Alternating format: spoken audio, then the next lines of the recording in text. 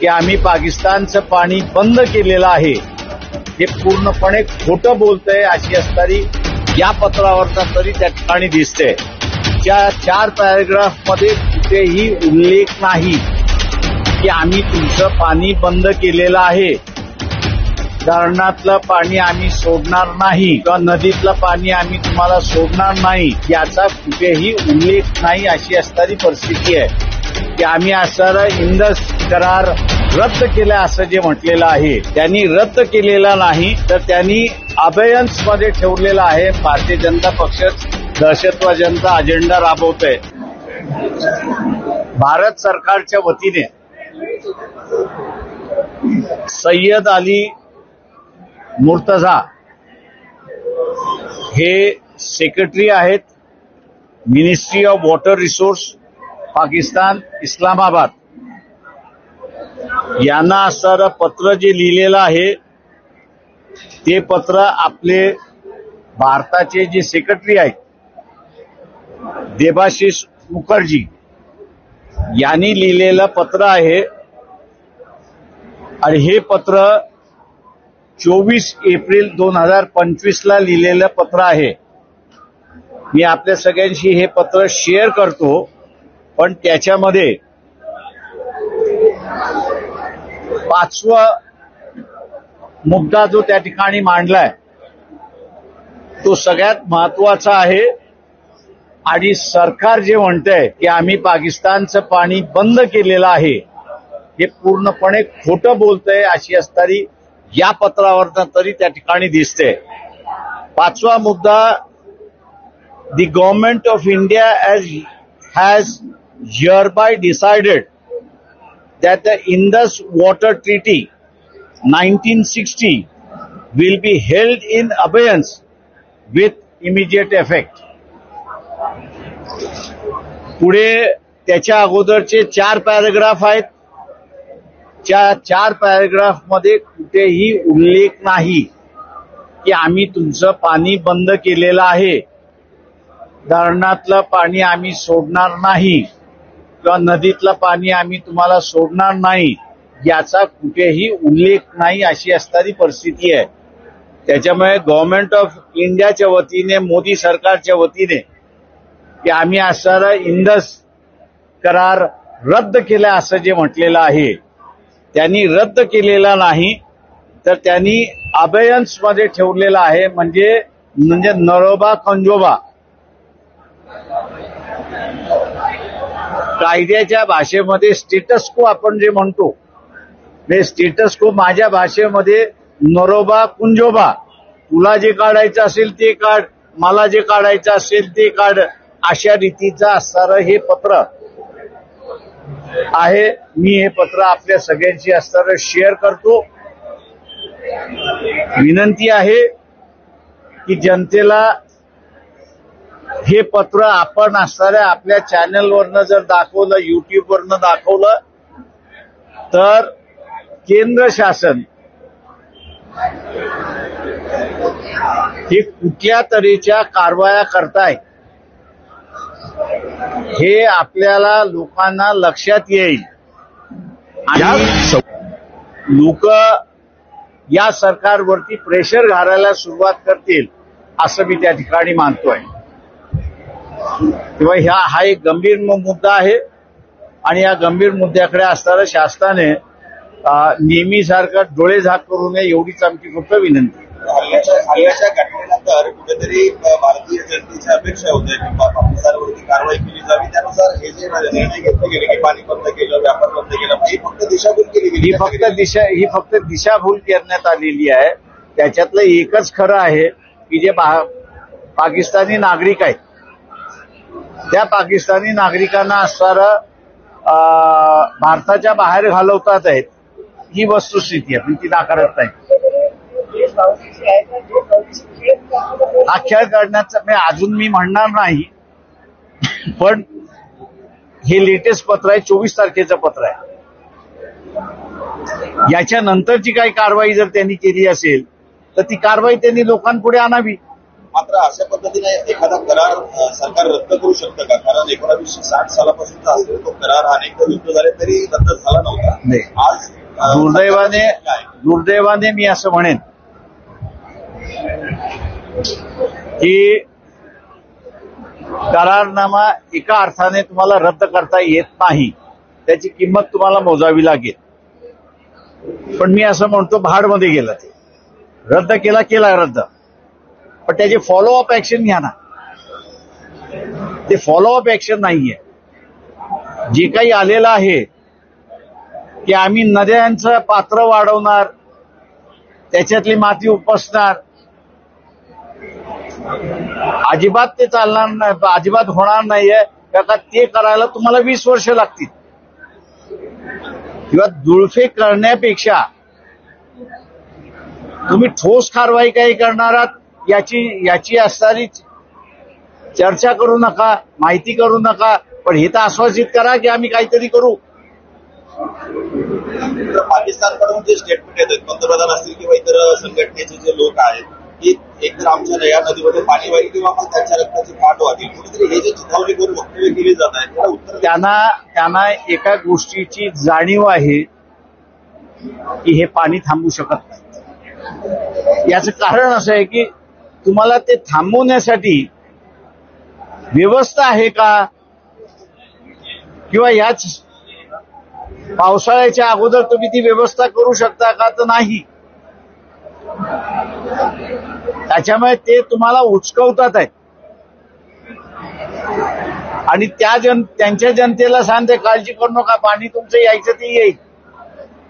ज्या पद्धतीने हा जो हल्ला झाला, कुठेतरी धर्म विचारून लोकांना मारलं गेलं, कसं बघता या हल्ल्याकडे आणि त्या मानसिकतेकडे? आपण एक लक्षात घेतलं पाहिजे की त्याच्या अगोदरचं जे पाकिस्तानचे जे आर्मी चीफ आहे त्यांचं भाषण हे महत्वाचं आहे. त्यांनी पुन्हा 2 नेशन थिअरी ही मांडली. इंटेलिजन्स सतर्क झालं, इंटेलिजन्सनी माहितीही गॅदर केली, सरकारला दिली आणि सरकारला विचारलं काय केलं पाहिजे. सरकार पुन्हा झोपून राहिलं, इन्स्ट्रक्शनच दिल्या नाही. आता ते तरी काय करणार आहे. त्याच्यामुळे इंटेलिजन्स नव्हती असं नाही. आज असणारं मिलिटरी पूर्णपणे तयार आहे,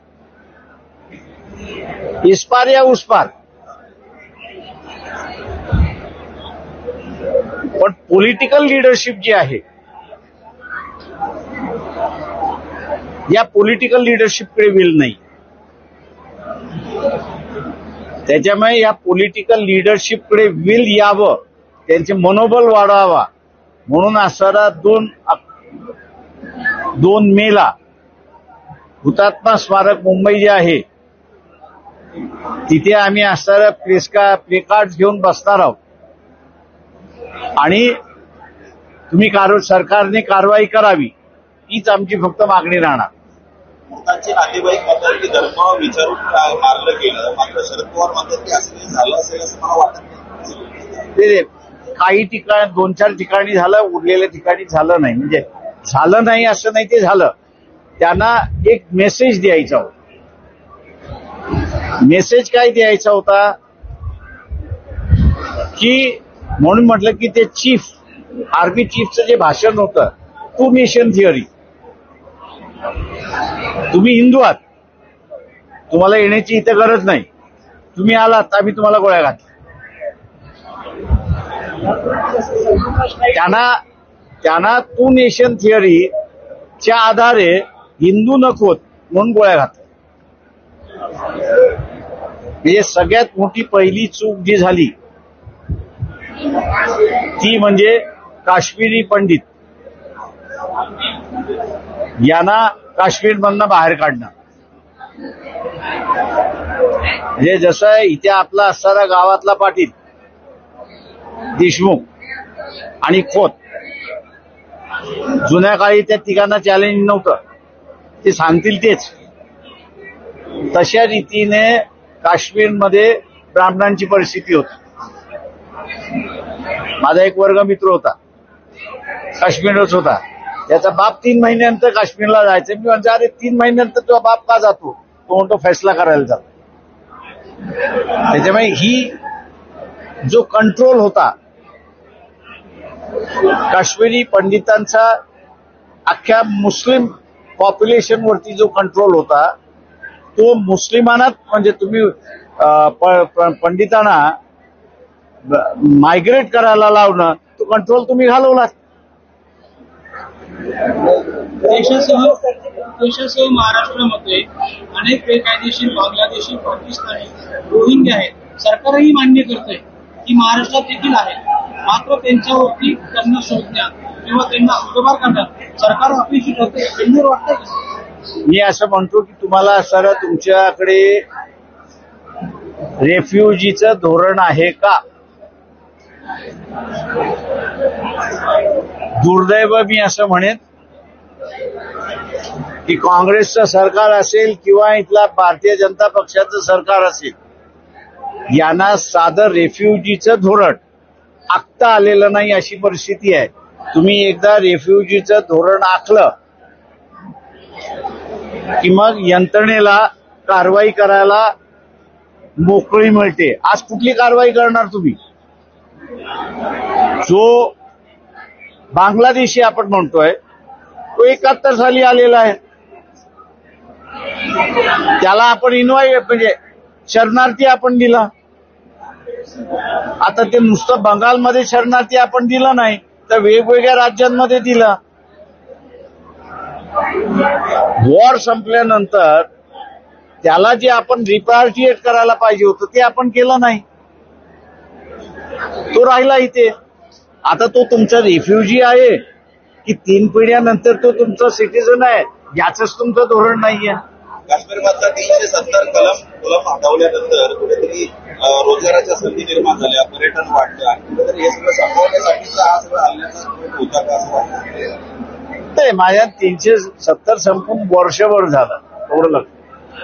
आणि वर्षभरामध्ये असणाऱ्या काही गोष्टी घडल्या नॉर्मलाइज व्हायला सुरुवात झाली असं मी म्हणेन. माझं आजही म्हणणं असं आहे की 20-25 वर्षानंतर सेपरेटिस्ट हे 2-4 लोकांना 15 दिवसातून 8 दिवसातून मारल्याशिवाय त्यांना यश काही लाभलेलं नाही. त्याचं कारण आहे की 60% काश्मीरी हा भारताबरोबर आहे, 15% नरोबा कुंजोबा असं मी त्या ठिकाणी म्हणेन, 5% जो आहे तो फक्त स्वतंत्र पाहिजे असं म्हणतो.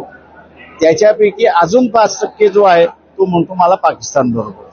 तर जातीपातीची कुठेतरी आजही प्रतिष्ठा मानताना लोक दिसतात आणि जळगावमध्ये आजची घटना आहे त्या वडिलांनी आपल्या मुलीला आणि जावयावरती गोळीबार केल्यानंतर मुलीचा मृत्यू झाला. जावई मोठीशी बोलू देतात तरी आजही ही मानसिकता बदलते. जाती धर्माच्या जे परिणाम माझं म्हणणं असं आहे की ओव्हरनाईट हे काही बदलणार नाही. त्याच्यामुळे असणारं जातीच्या बाहेर जाऊन जे लग्न करतात आहेत त्यांचा केअर सरकारने केला पाहिजे. आणि तिथे सुद्धा आपलं कुठलंही पॉलिसी नाही. दुर्दैवाने मी असं म्हणेन की लोकांनी आम्ही फक्त सांगतो जातीमध्ये राहू नका, पण तो जातीच्या बाहेर पडला आणि समजा कुटुंबानेच त्याच्या विरोधात व्हायलन्स केलं तर शासनाने त्याला जी मदत करणारी व्यवस्था पाहिजे ती नाहीये. मराठी अस्मितेच्या नावाखाली कुठेतरी राज उद्धव एकत्र येण्याची चर्चा सुरू आहे. तसंच कुठेतरी सगळं दलित जे नेते आहेत बहुजन नेते आहेत यांनी पण एकत्र यायला हवं. मला शक्य वाटत नाही राज आणि उद्धव एकत्र येतील. मात्र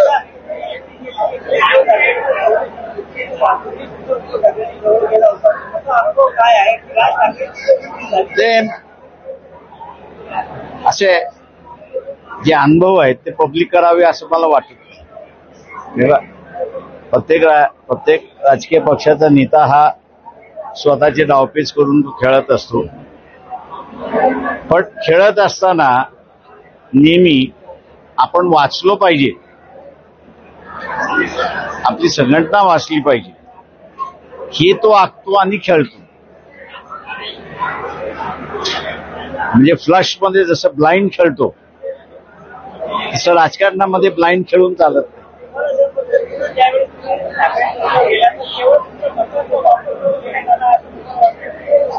ते म्हणून मी म्हटलं ना, हा परसेप्शनचा इश्यू आहे. तो पब्लिकली न डिस्कस केलेला बरा आहे असून त्या ठिकाणी. एकत्र येणार नाही असं वाटतं. मला असं नाही. काय कारण एकत्र येऊ शकणार नाही असं का वाटतं? दोघांचा स्वभाव फार वेगळा आहे. पक्षासाठी अनेक वेगवेगळ्या युती आघाड्या झालेल्या आहेत. पक्षासाठी अनेक वेगवेगळ्या युती आघाड्या आपण गेल्या 2.5 वर्षात पाहतो. तरी माझं म्हणणं असं आहे की त्या ज्या राजकीय आघाड्या ज्या होत्या त्याच्यातून बाहेर येता येतं. हे कौटुंबिक ऐक्य आहे. पुन्हा त्या कौटुंबिक ऐक्यातून तुम्ही बाहेर पडू शकता का?